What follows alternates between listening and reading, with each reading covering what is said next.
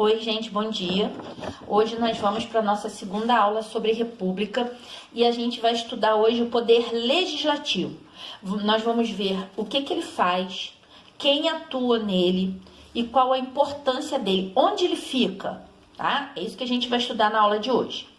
Antes da gente entrar no nosso assunto propriamente dito, eu gostaria de lembrar vocês que numa república, os três poderes que antigamente estavam concentrados nas mãos do rei, ele passa a ser dividido em três: o legislativo, o executivo e o judiciário, tá? Por quê? Porque antigamente era o rei que fazia as leis, era o rei que aprovava as leis, e o rei era o juiz supremo, ele mandava em tudo. Ele e o grupo que o auxiliava tinham plenos poderes. Essa foi a grande crítica que Montesquieu, inspirado em Platão, inspirado na República Romana, fez ao antigo regime, a monarquia, tá?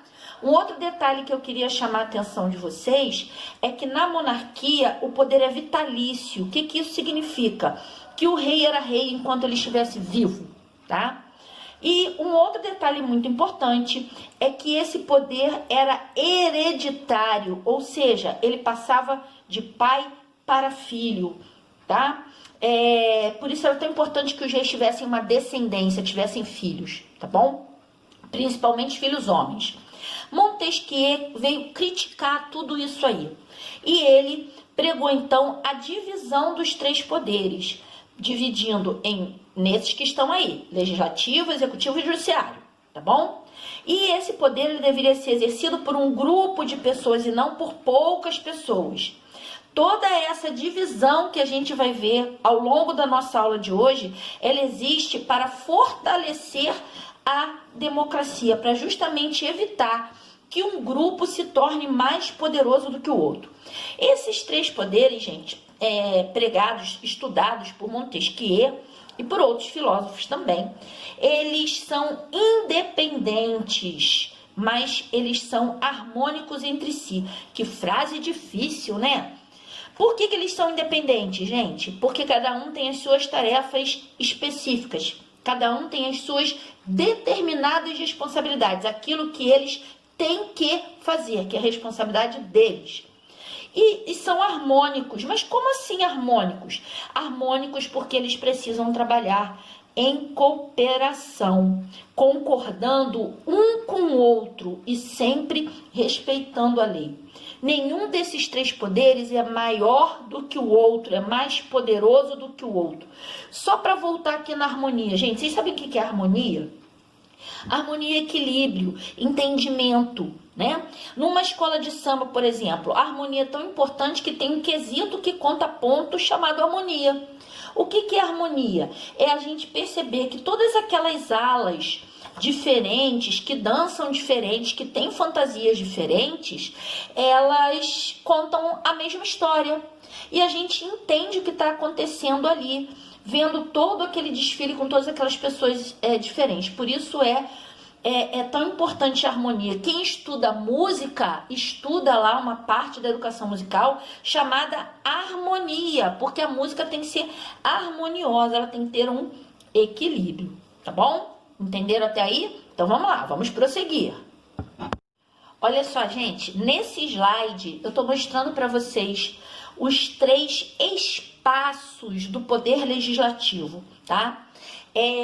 Os três espaços do poder legislativo a nível federal, estadual e municipal. Então, o poder legislativo, gente, ele existe a nível de Brasil, a gente chama de esfera. Por que esfera? Porque a esfera é uma forma redonda. E as esferas, elas estão umas dentro das outras. Vamos ver aqui, ó, gente. A nível federal, o Poder Legislativo vai criar leis para todos nós brasileiros, para todos os estados, tá? A nível estadual, o Poder Legislativo vai criar leis para todas as pessoas que moram aqui. E a nível municipal, o Poder Legislativo vai criar leis para as pessoas que moram nas cidades, nos municípios. Cidade e município É a mesma coisa, gente.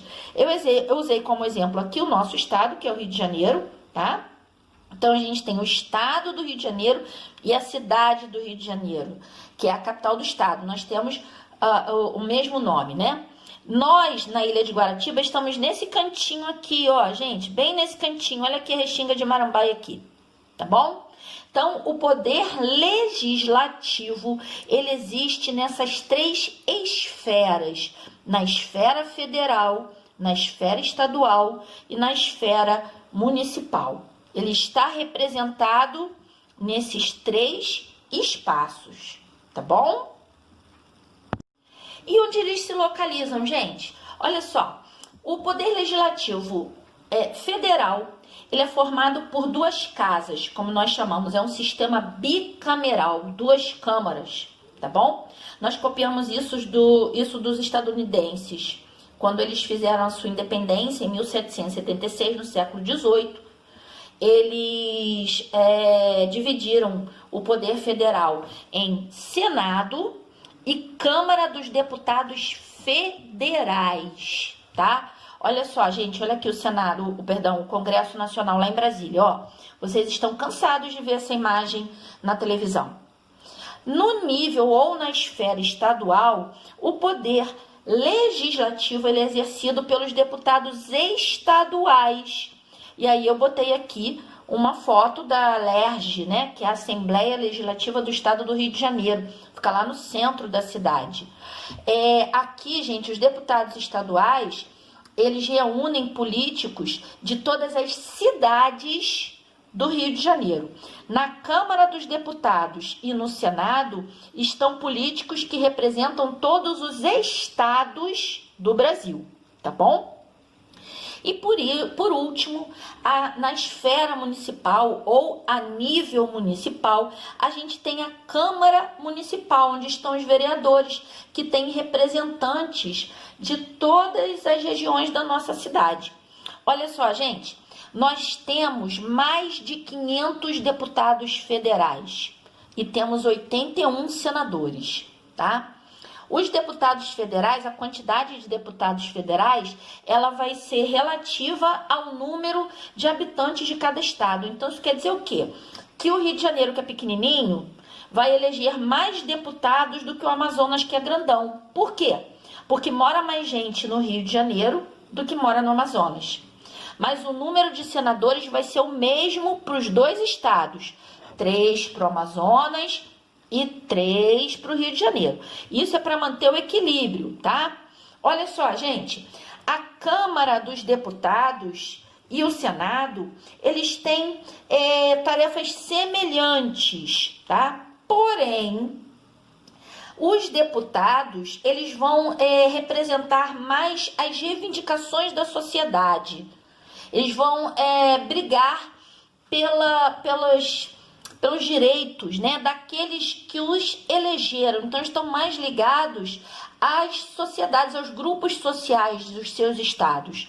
Enquanto que o Senado, ele discute questões mais gerais, como saúde, educação, ele que aprova as contas do governo. Eles são também muito ligados aos seus estados, aos seus governadores, são eles que aprovam empréstimos para os estados, tá bom? Então, eles têm funções parecidas, desculpem, mas tem também as suas particularidades, tá certo? Então, olha aqui, ó, o número de deputados estaduais também vai variar conforme o número de eleitores de cada cidade. E o número de vereadores é estabelecido pela Constituição Federal. Vamos lá. Bom, gente, muito bem.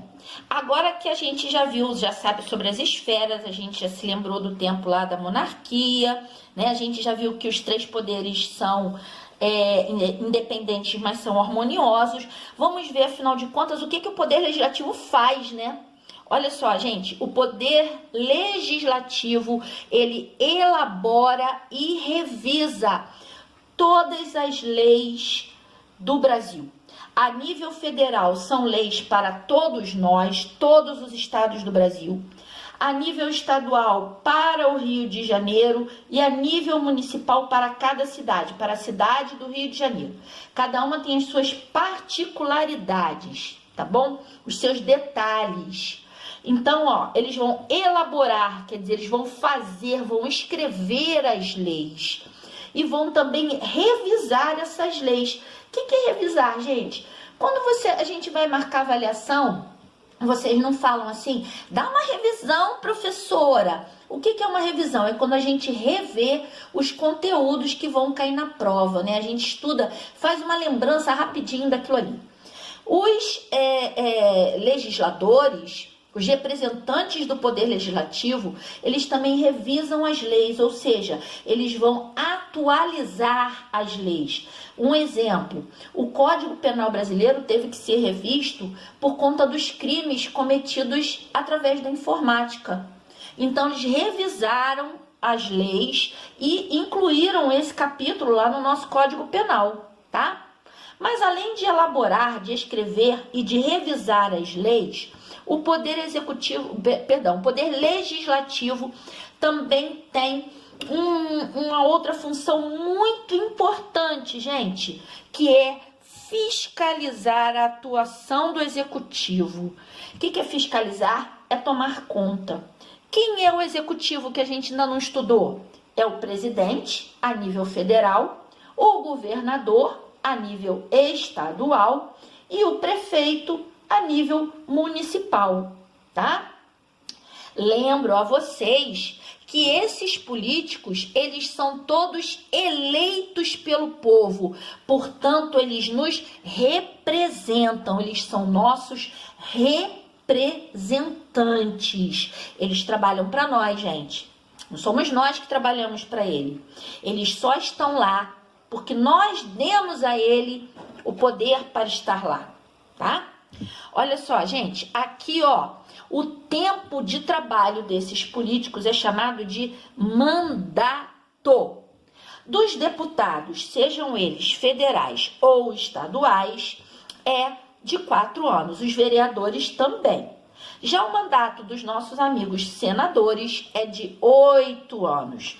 Por quê? Você viu que o número deles é bem menorzinho, né? Tudo isso é para manter o equilíbrio. Já vou explicar isso para vocês, tá bom? Muito bem. Deixa eu ver aqui se tem mais alguma coisa que eu tenho que chamar a atenção de vocês. Olha só, gente, eu gostaria de chamar a atenção de vocês para um detalhe muito importante. Lá no início da aula eu falei para vocês que na monarquia o poder era vitalício, ou seja, enquanto o rei estava vivo, ele estava governando. E era também hereditário, passava de pai para filho, né? Na República não, tá? Nossos representantes, que só estão lá porque nós os escolhemos, são eleitos pelo povo, eleitos. A gente vai lá e vota, voto direto. Sou eu que vou à urna com meu dedinho, digito, aperto, confirmo e pronto. Emprego o cara lá, tá? Vocês já repararam que muitos políticos brasileiros colocam os seus filhos a seguir? Pois é, né, gente? Ser político no Brasil virou profissão. Isso é uma coisa que a gente tem que estar bem atento, tá? Muito atento. Olha só, gente. Vocês sabem como é que se faz uma lei? Nenhuma lei nasce pronta, né, gente? Nenhuma lei, ela nasce... Deixa eu chegar pra cá pra enquadrar melhor. Nenhuma lei nasce lei. Ela nasce como um projeto de lei, né? O que é um projeto, gente? É um planejamento. Para virar lei, esse projeto segue um longo caminho. Vamos ver como é que isso acontece a nível federal? Então, vamos lá, ó. A nível federal, lá no Congresso Nacional, que nós vimos no slide passado, lá em Brasília, os senadores e deputados federais, eles vão vão elaborar leis que vão servir para todos nós brasileiros, todos nós, tá? Então, vamos ver qual é o caminho que esse projeto faz. É um caminho bem longo. Primeiro, o projeto de lei ele é apresentado e defendido pelo grupo ou pelo político que está propondo, né? A partir daí ele começa a ser debatido, ele passa por um longo debate. Depois ele vai passar pelas várias comissões que existem na Câmara dos Deputados Federais. Olha só, gente, as comissões são grupos e essas comissões, elas podem ser, existem algumas que são permanentes, como a Comissão de Educação, a Comissão de Combate ao Crime Organizado, a Comissão de Proteção ao Meio Ambiente, e outras são passageiras, elas são, têm tempo para existir, como, por exemplo, a Comissão Externa de Enfrentamento ao Covid-19. Externa porque ela conta com outras pessoas fora da Câmara, né? Essas comissões, elas são formadas pelos deputados federais e logo que eles se elegem, muitos procuram fazer parte, né, com aquelas comissões com as quais eles se engajam, com as quais eles se identificam, né? Então, esse projeto de lei, ele passa por essas várias comissões, onde ele é analisado, é discutido, ele passa por uma série de alterações. Quando finalmente ele é aprovado por todos os elementos da Câmara, chega a ser um consenso, né? Ele recebe mais votos a favor do que contra, ele é enviado para o Senado. Lá, entre os senadores, ele passa por um processo parecido de discussão. Ele passa também por várias comissões, enfim, até são feitos devidos ajustes. Se por um acaso o Senado não aprovar esse projeto, ele volta para os deputados, onde ele passa por novos ajustes para voltar para o Senado, tá bom? Finalmente, gente, o Senado então debate com todos esses ajustes que foram feitos e quando as duas casas aprovam esse projeto, foi aprovado pelos deputados e foi aprovado pelos senadores, ele já é quase uma lei. Mas ele ainda precisa dar mais um passo para se tornar uma lei. Ele precisa ser encaminhado para o presidente da República. Lembrem-se que nós estamos estudando o caso federal, hein? Então, ele é encaminhado para o presidente da República. O presidente também vai analisar, vai estudar esse projeto, tá? E aí, então, ele tem duas atitudes depois que ele analisa todo o projeto. Ele pode aprovar a lei, então ele vai sancionar a lei, e esse projeto finalmente vai vir a lei e vai então valer para todos nós. Ou ele pode reprovar esse projeto, quer dizer, ele pode vetar esse projeto. Então, ele volta para o Congresso para novos ajustes e aí segue novamente todo esse caminho, tá? Aí vocês devem estar pensando assim, nossa, mas que coisa, né, gente? Como que pode esse vai e vem pra lá e pra cá? Que coisa complicada. Gente, realmente vocês têm razão. É muito complicado, mas é complicado para garantir que essa lei seja justa e possa ser usada em benefício de todos os brasileiros, sem deixar ninguém de fora, tá? Isso é uma defesa da democracia. E olha só, gente, vocês sabiam que no Brasil existem mais de 500 deputados federais? Vocês sabiam disso? Os deputados federais, a quantidade de deputados federais vai variar de acordo com o número de habitantes de cada estado brasileiro. Desse jeito, gente, o Amazonas, que é um estado enorme, elege menos deputados que o Rio de Janeiro, que é um estado pequenininho. Por quê? Porque mora menos brasileiro lá no Amazonas do que mora aqui no Rio de Janeiro, tá? Então, o número de deputados federais, ele vai sempre se equilibrar de acordo com o número de habitantes de cada estado. Mas acontece que nós temos sempre 81 senadores. São sempre 3 senadores por estado. Por que isso acontece, gente? Para justamente haver um equilíbrio. Vocês já pensaram o Rio de Janeiro tem mais representantes na Câmara dos Deputados do que o Amazonas. Então tem que ter um ponto de equilíbrio nisso aí. O Amazonas tem 3 senadores e o Rio de Janeiro também, tá? A cada 4 anos, como eu já falei para vocês, nós vamos às urnas e escolhemos os novos deputados estaduais, deputados federais e vereadores, cada um na sua época, né? Esse ano, por exemplo, nós teremos eleições nas cidades. Mas os senadores, eles têm um mandato de 8 anos. E a eleição deles é um pouquinho diferente, gente. Olha só, vamos fazer de conta que essa folha aqui, esse slide, melhor dizendo, representa o Senado. Eu vou tentar dividir com essa régua aqui, ó, gente, em 3 partes iguais, ó. Não tá muito igual, tá quase igual, vamos dizer, né? Então, olha só, vamos dizer que aqui seja o Senado. Como eles têm um mandato de 8 anos, né? A gente vota, em uma eleição, a gente renova 2/3 do Senado. Então, a gente vai escolher 54 vereadores. A gente vai escolher aqui e aqui.